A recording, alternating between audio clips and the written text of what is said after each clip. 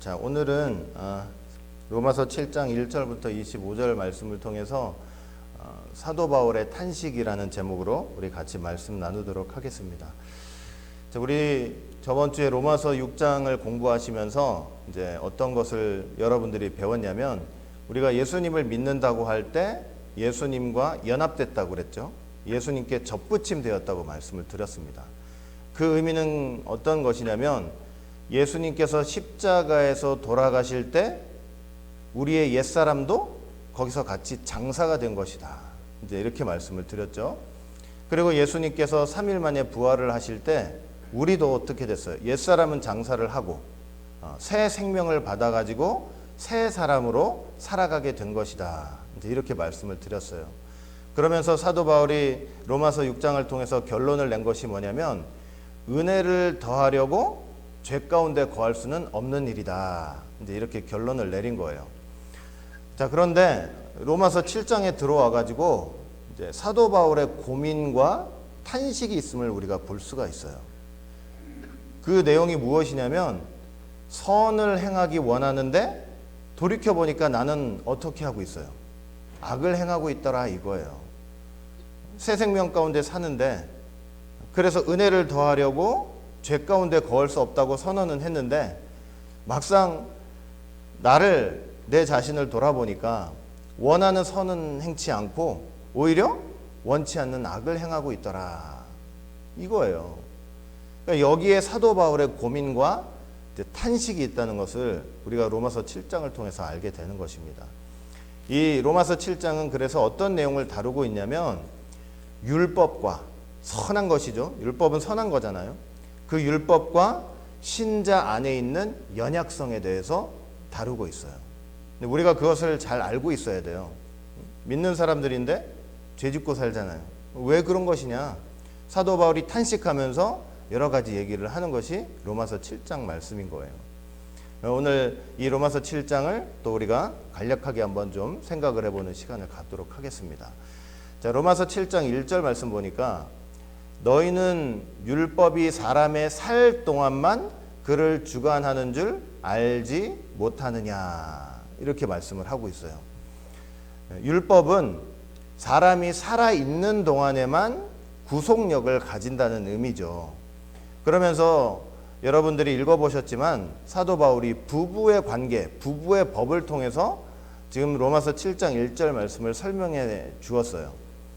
부부가 있어요. 이제 정식으로 결혼을 했어요. 합법적으로 이제 결혼을 한 거예요. 그러면 그렇게 합법적으로 결혼한 상태에서는 아내가 남편한테 의무를 다해야 되는 것이죠. 그런데 의무를 다하지 못하고 남편이 엄연히 살아있고 법적으로 내 남편인데 바람이 나가지고 다른 남자하고 사귄단 말이에요. 그러면 그 순간 그 여자는 뭐가 되는 거예요? 음부가 돼요. 간음한 여자가 된다, 이 말이에요. 그런데 남편이 죽었어요. 어떤 이유로든 남편이 죽어요. 죽어가지고 이 여자가 이제 그 남편으로부터 자유롭게 됐어요. 그런 상태에서 다른 여자와 결혼을 하게 되면 사람들은 음부라 그래요? 간음한 여자라 그래요? 그렇지 않단 말이에요. 남편이 죽는 순간 이 여자는 그 남편의 구속력으로부터 벗어나가지고 자유롭게 다른 남자하고도 결혼을 할 수 있는 것이죠. 이제 그런 예를 든 거예요. 근데 꼭 부부의 법에만 이런 원리가 적용되는 것은 아니죠. 다른 모든 법도 다 마찬가지예요. 우리나라 같으면은 여러분 뭐 국방의 의무도 있죠. 그리고 어느 나라든지 국민들이 세금을 내야 될 의무가 있잖아요. 그런데 그 사람이 만약에 죽었다고 생각해 보세요. 죽은 사람한테 국방의 의무를 지을 수 있어요? 죽은 사람한테 세금을 매길 수 있어요? 그럴 수 없잖아요. 그러니까 법이라고 하는 것은 사람이 살아있는 동안에만 구속력을 가진다, 이제 이런 말씀을 한 거예요. 율법도 마찬가지다. 율법도 사람이 살아있는 동안에만 이제 구속력을 가진다, 이런 말씀을 하고 있는 거죠. 로마서 7장 4절 말씀, 이제 그런 예를 들어놓고 그런 설명을 하고 나서 7장 4절 보니까, 너희라고 하는 것은 예수 믿고 의인이 된 성도를 가리키는 거죠. 너희도 그리스도의 몸으로 말미암아 율법에 대하여 죽임을 당하였으니. 저게 무슨 말이냐면, 성도는 어떤 존재냐, 예수님께서 십자가의 그 거룩한 성체를 이제 십자가에서 못에 박혀 이제 달려 돌아가셨잖아요. 그렇게 예수님이 십자가에서 죽으시는 그 순간 우리도 어떻게 됐냐면 우리도 율법에 대해서 우리의 옛사람이 장사가 된 거다 이렇게 말씀을 하는 거죠. 자, 그렇기 때문에 율법은 더 이상 우리를 어떻게 할 수 없어요. 우리를 향한 구속력을 가질 수가 없다는 얘기예요. 왜냐하면 우리는 율법에 대해서 십자가를 통해서 옛사람이 죽었기 때문에 그래요. 그래서 율법은 뭐예요? 율법 아래에 있다는 건 뭐냐면 율법이 내 남편이라는 것은 무슨 뜻이냐면 율법은 그렇잖아요. 그냥 너 이거 해야 돼, 이거 해야 돼, 이거 해야 돼. 뭐 여기까지는 좋아요. 그런데 이거 안 하면 너 저주받아, 심판받아, 너 죽게 돼, 너 결국 사망이야, 너 지옥 갈 거야. 이제 이게 율법 아래 생활이에요. 그런데 그런 모든 율법의 정죄에서 어떻게 된 거예요?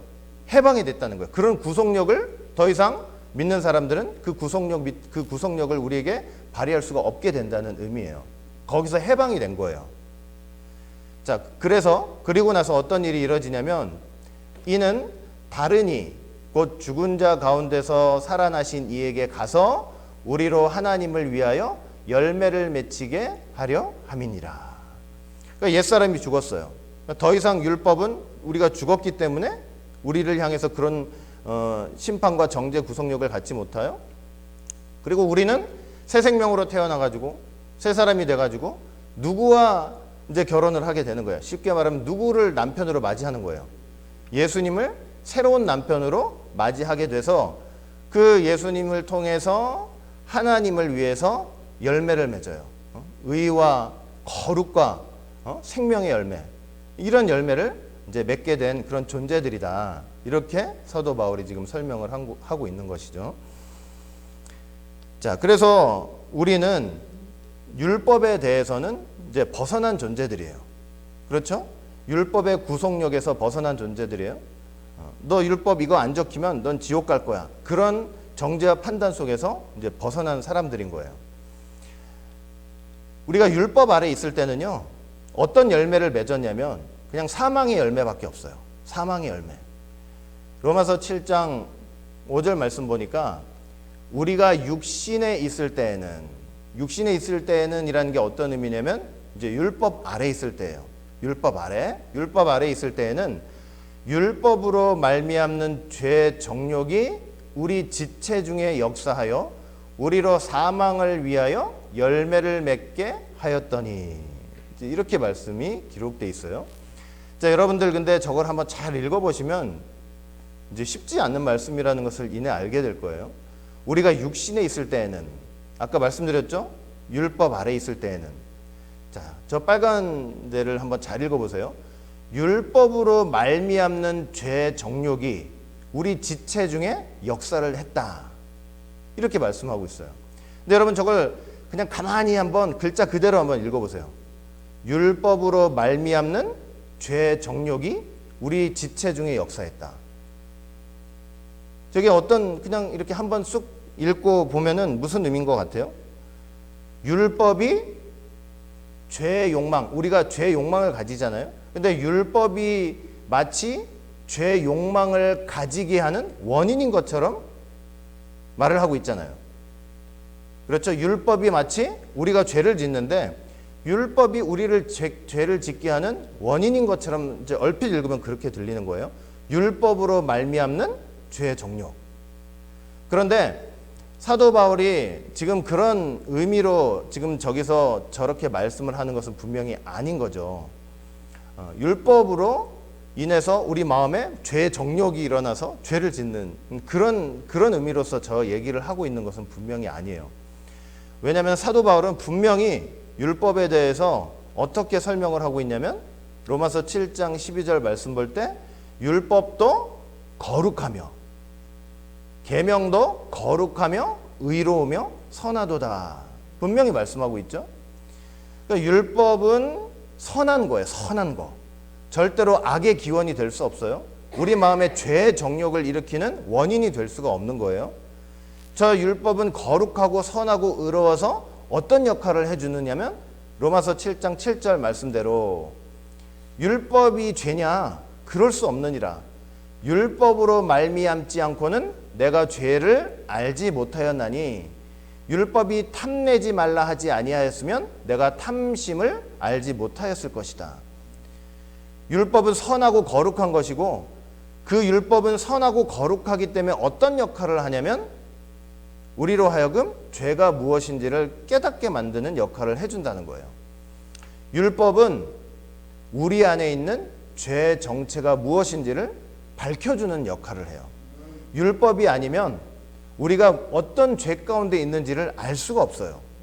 아담이 선악과를 딱 따먹는 순간, 그 따먹는 순간 저와 여러분들이 물리적으로 볼 수 있는 건 뭐밖에 없냐면 그냥 따먹고 있는 그 모습밖에는 볼 수가 없잖아요. 그 안에 어떤 죄가 도사리고 있는지 알아요? 몰라요? 몰라요. 여러분들이나 저나 그 현장 가서 그 순간 딱 그 순간을 목격했다고 했을 때 저게 죄야? 아니 뭐 나무의 열매를 따먹는데 저게 죄인가? 이렇게 될 수 있잖아요. 근데 율법이 개입했어요.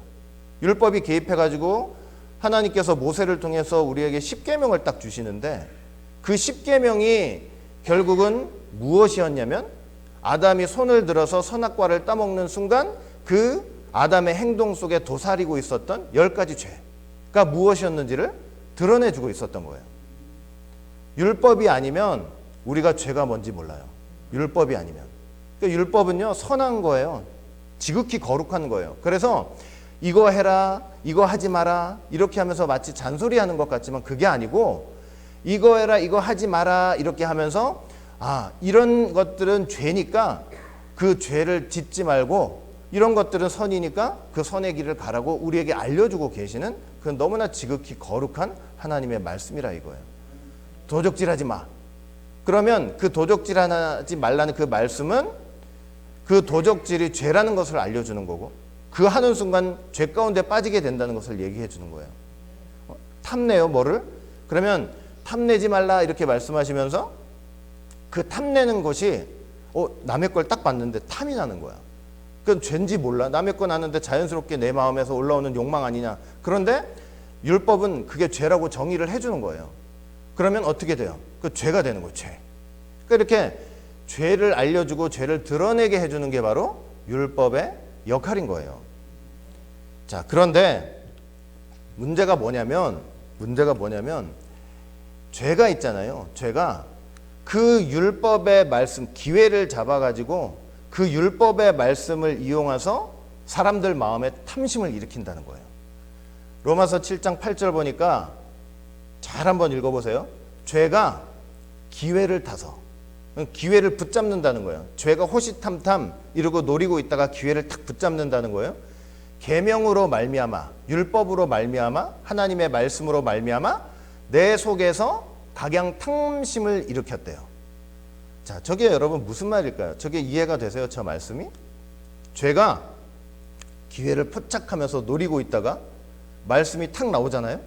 그 말씀을 탁 붙잡아가지고 오히려 사람들 마음에 탐심을 일으키는 거래요. 자, 제가 예를 하나 들어볼게요. 여러분들 다 아기들, 애들 다 키워보셨으니까 아시잖아요. 저 요즘 이제 우리 조그만 우리 다이도 이제 3살이 돼가지고 이제 키우는데 여러분들 다 경험해 보셨을 거예요. 제가 그래요. 저거 만지면 안 돼. 만지면 안 돼. 절대 만지지 마. 그러면 내 앞에서 네 그래요. 그냥 돌아서 가지고 다른 일에다가 딱 보고 있으면은 만지고 있는 거야 그거를. 그래서 막 혼을 내요. 그냥 만지지 말라고 그랬는데 그걸 또 만져. 다이가 호기심 천국이 돼가지고 하지 말라는 거 다 해요 그냥. 그런데 그 원리랑 똑같은 거예요. 이번 하나님의 율법이 나와요.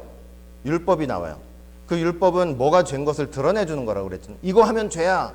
하면 안 돼. 하면 안 돼. 사람들한테 율법의 말씀이 나온단 말이에요. 그런데 죄가 호시탐탐 기회를 노리고 있다가 어떻게 하느냐면 그 말씀이 나오는 순간 사람들 마음에 싹 들어가가지고 그걸 하도록 부추기는 거예요. 오히려. 그 사람들은 말씀을 들을 때 네 하지 않겠습니다 해놓고 하나님이 잠깐 돌아보시다가 딱 보면은 어느 순간 그걸 하고 있는 거예요. 우리의 타락한 본성이라는 게 여러분 우리의 죄성이라는 게 있잖아요. 말씀이 나오면 어쨌든 그 하나님을 거스리려는 마음이 있어요. 그리고 율법이 딱 선포가 되잖아요. 그러면 그것을 우리로 하여금 불순종하고 거부하도록 부추기는 그런 일이 있는 거예요. 그 죄가 있잖아요.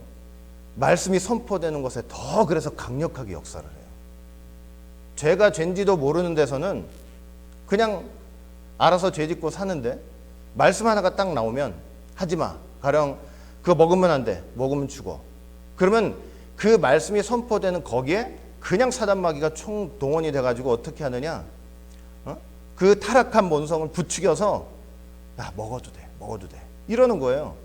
그래서 어느 순간 돌아보고 있으면 뭐 하고 있는 거예요? 그거 가서 따먹고 있는 거예요. 그거를.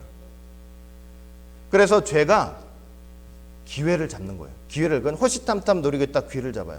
계명으로 말미암아 말씀이 선포가 되잖아요.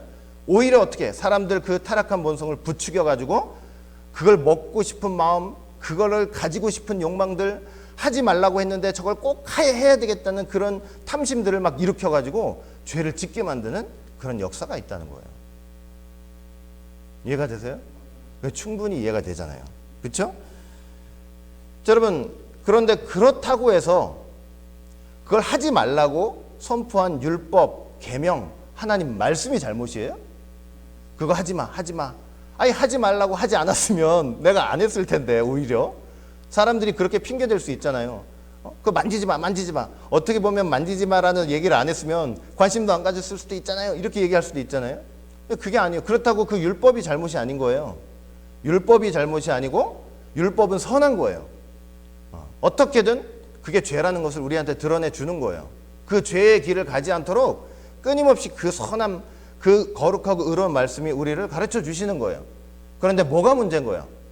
뭐가 문제냐면 그거를 거스리려고 하는, 본능적으로 그 하나님의 말씀을 거스리려고 하는 타락한 내 본성이 문제가 되는 거예요. 율법으로 말미암아 탐심을 이루었다 했지만 율법이 원인이 되는 것이 아니고 그 율법을 받은 우리의 타락한 죄성, 그게 문제가 되는 거예요. 그래서 율법 아래 있을 때는요, 그 거룩한 율법의 말씀이 선포되는 쪽쪽 사망의 열매가 나와요. 참 신기하잖아요. 말씀을 받았으면 선한 순종의 열매들이 나와야 되고 의의 열매들이 나와야 되는데 그 율법 아래에 있으면서, 율법이 내 남편인데 그 율법 아래에 있으면서 말씀이 나오면 말씀이 나오는 쪽쪽 결혼해가지고 자식을 낳듯이 그 자식을 낳는데 어떤 자식들을 낳냐면 다 사망의 열매를 낳는 거예요. 참 희한하잖아요. 그건 말씀이 잘못이 아닌 거예요. 그런 자식을 낳는 내 본성, 타락한 내 본성이 문제지. 사도 바울이 지금 그 말씀을 하고 있는 거예요. 사단이, 너희들 똑바로 알아야 돼. 사단이 말씀 선포되면 그 기회를 잡고 있다가 그 말씀을 이용해서 사람들한테 오히려 탐심을 일으킨다. 이 지금 경고해주고 있는 거예요. 응? 자, 그런데 문제는 뭐냐? 문제는 율법 아래 있을 때만 저렇다는 것이 아니에요. 율법 아래 있는 그러니까 율법 아래 있을 때만 저런 게 아니에요. 우리가 율법의 정죄에서 다 벗어났잖아요. 안 지키면 죽어 하는 그 정죄에서 벗어나가지고 예수님 안에서 새 생명을 받아가지고 새로운 사람이 됐어요. 새 생명 가운데 살아요. 그러면 죄를 좀 안 짓고 살 수 있을 것 같아요. 죄를 하나도 짓지 않고 그냥 완벽하게 거룩하게 살 수 있을 것 같은데 저런 문제가 믿고 의롭게 된 자신한테도 우리한테도 있는 것을 사도 바울이 본 것입니다. 거기에 사도 바울의 탄식이 터져 나오는 거예요. 거기에 사도 바울의 고통이 터져 나온 거예요. 왜 이렇게 되는 것이냐? 아니 새 생명 가운데 예수님 믿고 의롭게 돼서 새 생명 가운데 사는데 말씀 나왔는데 그 말씀에 순종하면서 따라가지를 못하고 많은 부분 어떻게 해요? 그 말씀이 나오면 내 마음에 오히려 그걸 순종하지 않고 죄를 지으려고 있는 그 부추겨져 가지고 선을 행하지 못하는 그런 모습들을 보면서 거기서부터 탄식이 터져 나온 거예요. 로마서 7장 14절 한번 볼까요? 그래서 사도 바울이 무슨 고백을 하느냐? 우리가 율법은 신령한 줄 알거니와. 그러니까 사도 바울은 율법이 죄악된 것이라든가 죄의 원인이 되었다든가 율법이 없었으면 그런 게 없었지 않느냐 이게 아니고 분명히 율법은 신령한 것인 것을 고백하고 있잖아요. 율법은 신령한데 나는 어떻게 됐대요? 육신에 속해가지고 죄 아래 팔렸대요. 무슨 말인지 아세요? 말씀은 거룩한데, 말씀은 너무 거룩한데 나는 나를 보니까 육신에 속했다 이거예요. 너무나 육신적이라는 거고, 너무나 정욕적이라는 거고, 너무나 세상적인 거예요. 이게 사도 바울의 탄식인 거예요. 하나님께서 그 예수님의 십자가 공로를 보시면서 우리를 다 의인이라고 칭해 주셨잖아요. 거듭났어요. 거듭났다는 건 우리 안에 옛사람이 죽고 새로운 생명이 탄생했어요. 그런데도 불구하고 내 안에 뭐가 있어요? 아직도 육신이 있는 거예요. 육신적인 게 있는 거예요. 죄성이 있어요. 육신적인 게 있어가지고 하나님의 말씀을 들으면은 항상 늘 그 말씀에 순종하는 삶을 좀 살았으면 좋았을 텐데 그렇게 하지 못하고 육신에 속해가지고 오히려 죄 짓는 대로 빠져들더라 이거예요. 얼마나 고통스럽겠습니까? 이게 성도에게 있는 이게 연약성이잖아요. 로마서 7장 15절 보니까 나의 행하는 것을 내가 알지 못하노니. 자, 이게 무슨 뜻인지 아세요, 여러분? 나의 행하는 것을 내가 알지 못한다. 이게 무슨 말이냐면요. 야, 도무지 내가 이렇게 하는 행동인데도 불구하고 이해가 안 된다는 소리예요. 사도 바울이 고통 속에서 저 고백을 하는 거예요. 이해가 안 돼. 나 지금 내가 하고 있는 이게 이해가 안 돼. 근데 사도 바울이 어떤 것 때문에 이해가 안 되냐면 원하는 이것은 행하지 아니하고 원하는 자기가 이제 믿고 중생이 돼가지고 이제 하나님의 백성으로서 선을 행하면서 살고 싶은데 원하는 그것은 행치 않고 도리어 내가 보니까 미워하는 그것을 내가 말씀을 통해서 새 사람으로 거듭나가지고 저거 미운데 저거 하면 안 되는 짓인데 그 알면서도 미워하는 그것을 하고 있더라 이거예요. 그런데 그런 자신을 보면서 난 이해가 안 돼. 내가 왜 이러지? 이해가 안 된다 이 소리예요. 그러면서 어떤 고백을 하느냐? 로마서 7장 17절 이것을 행하는 자가 내가 아니요 내 속에 거하는 죄니라 이런 고백을 해요.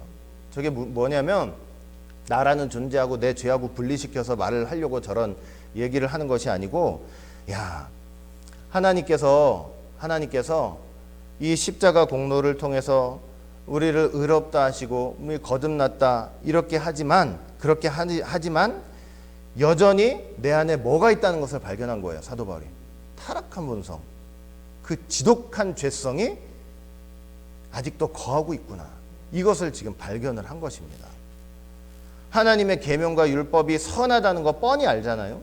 뻔히 아는데도 그게 선포가 되면 자꾸 그 죄가 기회를 타가지고 오히려 내 마음을 부추겨서 죄를 짓게 만드는 이런 게 나한테 있구나 라는 것을 고백을 하고 있는 것입니다. 하지마 이거는 해야 돼. 그런데 기어코 하지 말라고 하시는데도 내가 기어코 그것을 하는 죄성이 나한테 남아있구나. 이런 고백을 하고 있는 거예요. 내 속에 죄가 거하고 있구나. 로마서 7장 18절 이제 계속 그런 고백을 하는 거예요. 내 속, 곧 내 육신에 선한 것이 거하지 아니한 줄을 아노니 원함은 내게 있으나 선을 행하는 것은 내게 없도다. 나한테 이 타락한 본성, 그 죄성이 있어가지고 그거 자꾸 죄 짓는 거 이렇게 보니까 믿는다고 하면서도 내 이 육신이라는 거 이렇게 보니까 선한 게 없구나. 이런 고백을 하고 있는 것입니다. 로마서 7장 19절 말씀 봐도 계속 그 고백이에요. 내가 원하는 바 선은 행하지 아니하고 도리어 원치 아니하는 바 악은 행하는도다. 그러니 여러분 얼마나 사도 바울의 고통이 심했겠습니까? 저게 사도 바울만의 고통이겠어요? 우리의 고통이죠. 성도의 고통이죠. 로마서 7장 20절 만일 내가 원치 아니하는 그것을 하면 이를 행하는 자가 내가 아니요 내 속에 거하는 죄니라.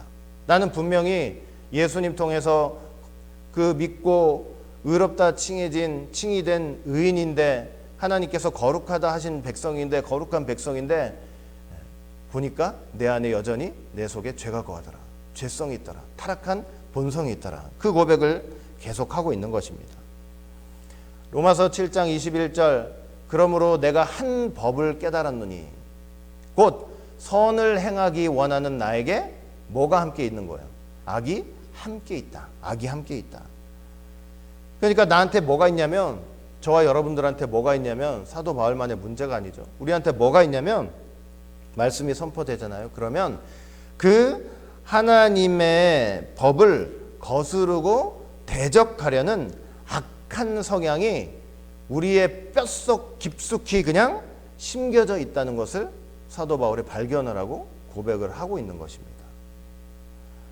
로마서 7장 22절 내 속사람으로는 하나님의 법을 즐거워하되.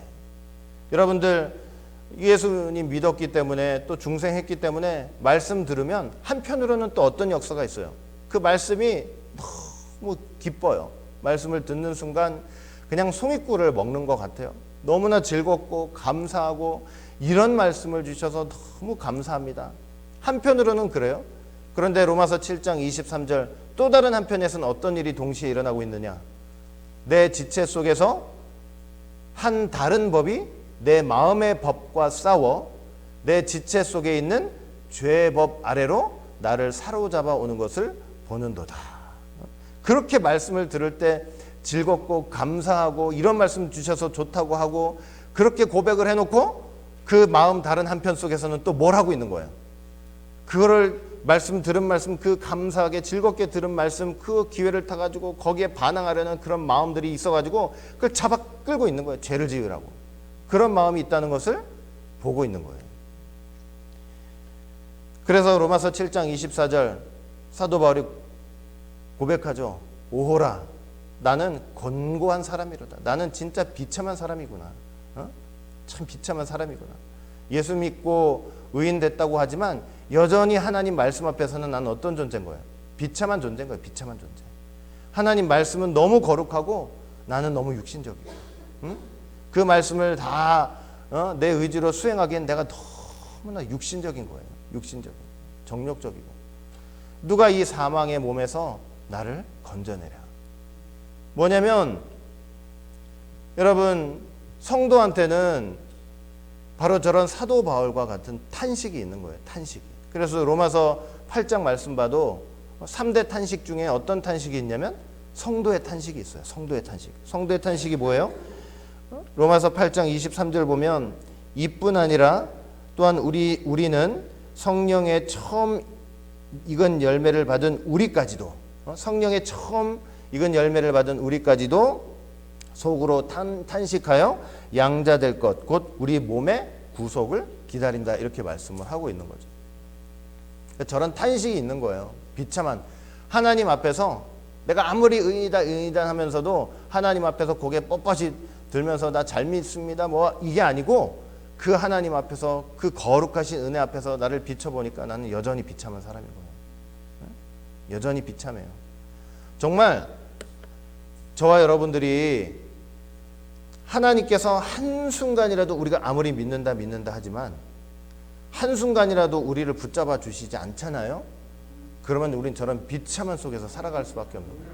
우리는요 여전히 죄를 짓고 살아가는 거예요. 우리 죄성이라는 게 그렇게 악독한 거예요. 지독해요.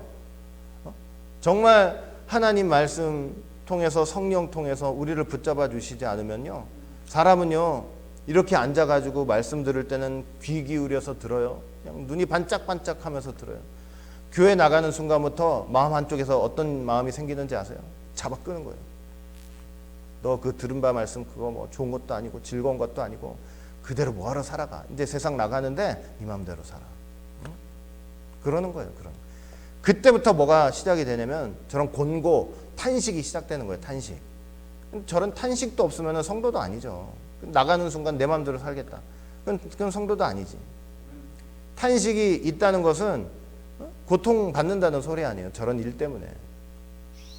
사도 바울이 저렇게 탄식하고 고통해요. 고통하는데 그러면서 이 로마서 7장 결론적으로 어떤 말씀을 하느냐면은 저런 탄식 나는 왜 이러지? 난 왜 이렇게 한심하냐? 이러면서 난 안 되나 보다. 이거 하나님 믿어봤자 소용없나 보다. 그러면서 하나님 떠나는 그런 결론을 내는 것이 아니고 로마서 7장 25절 한번 볼게요. 뭐라 그래요? 저런 참 고통스러운 탄식 속에서도 우리 주 예수 그리스도로 말미암아 하나님께 감사하리로다. 이 고백을 하는 거예요. 참 놀랍죠, 여러분. 놀랍죠. 여러분, 사도 바울의 탄식이 있었잖아요. 바로 그 전절에. 야, 이거 내가 하나님의 예수님의 은혜로 거듭나 가지고 중생되고 정말 하나님의 의인이라고 인정해 주신 사람이지만 내가 돌이켜 보니까 선을 행하기 원하면서도 악을 행해요. 물론 사도 바울이 전체 다 악을 하면서 살았다는 게 아니에요. 그냥 우리와 같은 고민이 있었겠죠. 그리고 하나님 법을 너무나 즐거워하면서도 사도 바울 보통 사람이에요. 3층 청과 가지고 사람이 들을 수 없는 말까지 들은 엄청난 대단한 하나님의 비밀을 알게 된 사람 아니에요. 그런데도 그런 사람한테도 뭐가 있어요? 이런 고통이 있는 거예요. 고통이. 그 내 안에 타락한 본성과 죄성이 끝까지 나를 어떻게든 그냥 끌어내려고 이런 고통. 자, 그런데 그런 고통 속에서 그럼에도 불구하고 사도 바울의 결론은 뭐냐면 감사해요. 예수님으로 말미암아 하나님께 감사하는 거예요. 감사하는 거예요. 여러분, 예수님 아니었어 봐요.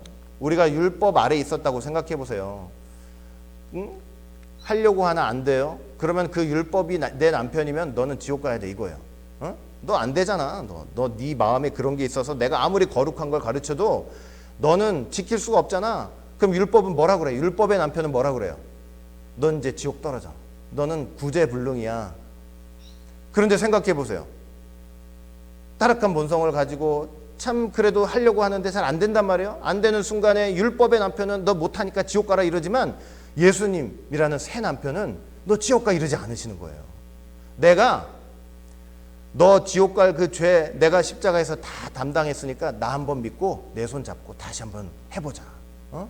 다시 한번 회개하고 다시 한번 새 마음을 가지고 한번 다시 시작해보자. 이러시는 거예요.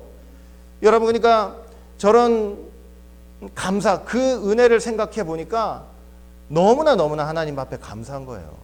예수님으로 말미암아 이런 하나님의 은혜, 이런 은혜를 주신 하나님께 내가 너무 감사다. 그러니까 사도 바울의 탄식과 절망의 소리는요, 그 사도 바울로 하여금 하나님을 원망하게 하거나 하나님을 떠나거나 은혜를 버리고 쫓아가는 그런 걸로 결론을 낸 게 아니고 오히려 뭘로 끝나는 거예요?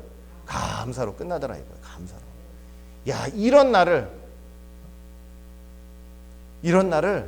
그럼에도 불구하고 지옥 가라고 하지 않으시고 다시 한번 내 손을 붙잡아 주시면서 다시 해보자고. 너한테는 여전히 기회가 있다고. 회개하라고. 이렇게 나를 붙잡아 주시는 그 예수님 생각할 때 너무 감사라 이거예요. 감사라. 우리가 율법 아래에서 율법의 남편 밑에서 율법의 정죄를 받았어 봐요. 절망이지, 절망. 그러면서 내 자신이 마음으로 섬기는, 자 보세요. 내 자신이 마음으로는 하나님의 법을, 육신으로는 죄의 법을 섬기더라. 사도 바울이 결국은 깨달은 거예요.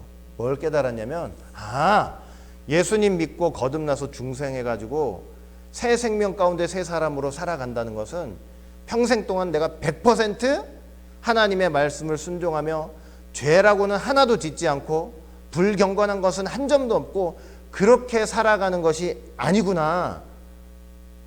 한편으로는 말씀을 즐거워하면서 또 한편으로는 내 죄성이 나를 그 말씀 앞에 순종하지 못하도록 잡아끄는 이런 상태에서 결국은 끝까지 가게 되는 거구나 라는 것을 깨달은 것입니다.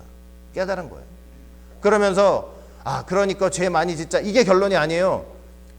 그러니까 이런 죄성이 있기 때문에, 아직 타락한 본성이 나한테 남아있기 때문에 내가 일생을 하나님의 말씀과 성령의 도우심으로 영적인 싸움을 싸우면서 가야 되는구나. 이것을 사도 바울은 깨달은 것입니다. 여러분들 제 신앙생활은요, 결국 뭐냐면 그 나라 갈 때까지 영적 싸움의 전장이 되는 거예요.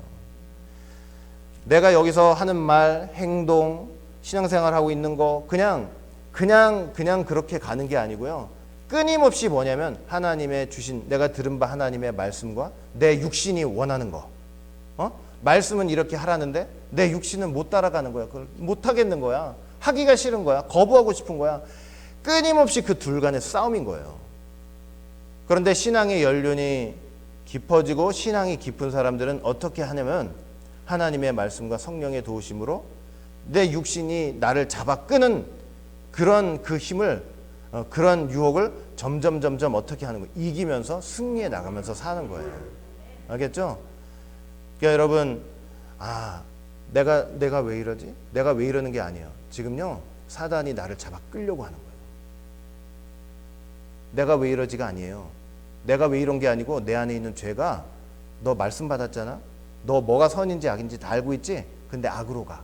하면서 어떻게 하는 거냐면 어떻게든 잡아 끌어가지고 죄의 법으로 나를 악착같이 끌어내리려고 하는 엄청난 영적 싸움의 전장에서 저와 여러분들이 신앙생활을 지금 하고 있는 것입니다. 그걸 깨달아야 돼요. 내 삶에 일어나는 모든 일 속에 그런 영적 전쟁이, 보이지 않는 영적 전쟁이 지금 진행되고 있다는 것을 깨달아야 돼요. 그걸 깨닫지 못하면요, 그냥 눈에 보이는 그런 상황대로 사는 거예요. 그냥. 응? 알겠죠? 그래서 여러분들 그래도 감사하세요. 저 여러분들 감사하셔야 돼요. 율법이 남편이 아니잖아요. 다행히. 얼마나 감사해요. 우리가 율법 아래에 있지 않잖아요. 아까도 말씀드렸지만 율법 아래에 있으면은 안 되잖아요. 안 되는 거 지옥이에요. 그러나 예수님이라는 새 남편 만나셨잖아요. 다들. 그래가지고 내가 그 모양 그 꼴인데도 다시 한번 기회를 주시는, 내 목숨이 끊어지는 한까지는요 늘 기회가 있어요. 하나님께서 늘 새로운 기회를 주시는 거예요. 그게 얼마나 감사해요. 참 끊임없이 그 남편은요, 새 남편 되신 예수님은 우리한테 끊임없이 기회를 주시는 거예요. 못된 짓 했는데 소박 내쫓지 않고 끝까지 네가 목숨이 끊어지는 그 한까지는 뭐 하시는 거냐? 기회를 주시고 손을 붙잡아 주시는 거예요. 세상에 그런 남편이 어디 있어요? 세상에. 나 같은 인간 끝까지 붙잡아 주시는 그런 인간, 그런 남편이 어디 있냐고요. 그러니까 저런 고통과 탄식 속에서, 우리 탄식 있잖아요.